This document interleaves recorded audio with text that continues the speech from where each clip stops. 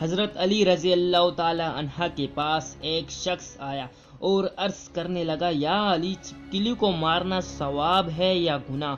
اور اگر گناہ ہے تو کیوں؟ بس یہ کہنا تھا تو حضرت علی رضی اللہ تعالی عنہ نے فرمایا، اے شخص، اس زمین پہ کچھ مخلوقات ایسی ہیں جو انسان سے ناخوش ہیں، اور انہوں نے شیطان سے وعدہ کیا ہوا ہے کہ وہ انسان کو ہر طرح سے نقصان دے گی۔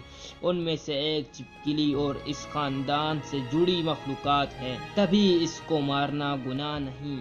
تو اس شخص نے کہا، یا علی، آپ نے فرمایا کہ اس خاندان سے انسانوں سے دشمنی کی، شیطان کی بیعت کی، یہ کیوں ہوا؟ تو حضرت علی رضی اللہ تعالی عنہ نے فرمایا، اے شخص، آدم علیہ السلام کی خلقت سے لاکھوں سال پہلے اس زمین پہ چھپکلی کا خاندان کثیر تعداد میں پستہ تھا، اور وہ دن بہ دن بہت زیادہ بڑا ہونے لگا، اور یہاں تک کہ اس زمین کو دوزخ کی مثل بنا دیا۔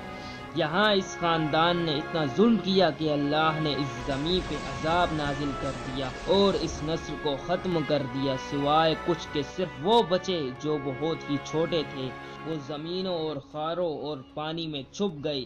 جیسے جیسے وقت گزرتا رہا تو وہ بغض اور حسد اپنے وجود میں بے انتہا رکھتے رہے، یہاں تک کہ آدم علیہ السلام کا زمانہ آ پہنچا تو شیطان نے اس خلقت کے وجود میں یہ بات ڈالی کہ تمہاری نسل کو اس آدم کے لیے ختم کر دیا گیا۔ تبھی سے اس نسل کی مخلوقات انسان سے نفرت کرتی ہے اور کوشش کرتی ہے کہ انسان کو نقصان پہنچائے۔ یہ واحد خلقت ہے۔ جب نمرود نے اللہ کے نبی ابراہیم علیہ السلام کو آگ میں ڈالنے کا فیصلہ کر لیا تو ہر جانور اس آگ کو بجھانے کی کوشش کر رہا تھا تو یہ خوش ہو کر اس آگ کو بھڑکا رہی تھی۔